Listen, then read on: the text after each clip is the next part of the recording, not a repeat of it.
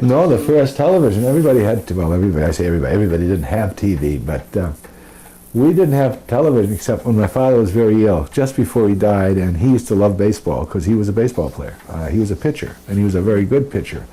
In fact, he could have tried out for the major leagues, but my grandfather wouldn't let him. My grandfather felt that you don't play sports, you go to work. So my father had to go to work for his father, and he never did get a chance. But he did play semi-pro ball. When we were little kids, I remember seeing him. And then he managed a semi-pro team later on. And I remember that. And Jack Toohey, who lives in South Portland, now played for my father. Oh, really? Because he's ill. We figured the only thing he really enjoyed, he could talk and everything, was watching a ball game on, or listening to one. And we said, well, the thing to do is why not get him a television and he could watch some. So we bought a reasonable TV. They were all black and white then. And that was the first TV we ever had in the house. Now other people had television.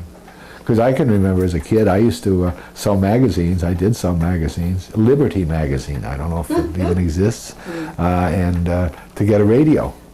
And I mean, as far as I was concerned, and I still feel that those radio stories were much more vivid than television programs because your imagination filled them in. And boy, they were terrific. And we'd be up at night and supposed to go to bed, and we'd be listening to these programs, you know, Jack, Doc, and Reggie, and The Shadow, and all those things. And we'd watch those programs, and they were excellent programs. Didn't have any television, and those were the things that we used to like to watch and stay up. We'd stay up and sit in the living room and listen. And you listen to bands, and you listen to concerts and everything else on the radio. You didn't need television. Now you get television, and the stuff you get from the radio is much better than the television you get. So I mean, it's not like the speech that Roosevelt gave for the war. That was all on the radio. I mean, we never saw him on television. We didn't. I don't know who else did, but we never saw him about the Japanese attacking Pearl Harbor and all that stuff. See? My father died in '55, so that means we probably got television the end of '54. In 1941, forget television. I mean, you know, I don't know when it started, but we never I think had the 50s is when it really came out. What, television? Yeah, they talked about it, you know, and stuff like that. When you listen to, and I've had this question for months now, when you listen to a story on the radio, were they telling a story like they were reading it, or No, were they acting actors. it out? They were acting it out. So when I listen to Channel 6 on TV, on radio, which I do all the time, I think that's what it was like. Because you can tell there are people listening to the TV shows, basically. Because one station has stories. I thought, well, you can't do much with stories. No, they don't read it. They acted it out. One guy would be Jack, and one's Doc, right? And they went in this cave, and you could hear the bats, you know, and you could just imagine this big dark cave. They were actors. Oh yeah, they had the music. Started on the radio. The music went with it, you know, and you could hear the ocean when they were on boats. And they were hollering because they were being knocked around, and they were acting. It wasn't someone reading a story.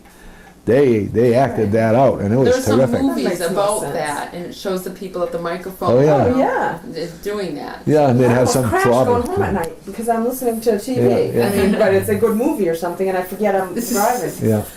Oh, those are terrific. They made it probably for radio, meaning, you know, on TV, there's a lot of things, you know, things unspoken, and the guys walking to the house. Oh, that's right. They couldn't do that. No, but you knew though he was doing this. You could tell that somebody said something like, "Ooh, that alley is, you know, haunted or something. Look at how dark it is." And then you'd hear him walking through it, and what's that just flew by me? And the other guy would say, "I don't know, but whatever it was, it knocked my hat off. See, knocked my hat off." And you can imagine him.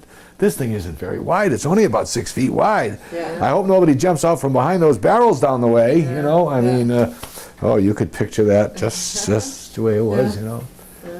You know, and you talk about the blue water and all this stuff and the big waves and all the foam and, you know, and it's just like it was right there. I'm blinking so much. It was right there. Yeah, it was right there. Those were terrific. I mean, those were better than most of the TV programs. The old ones on tape that you can buy.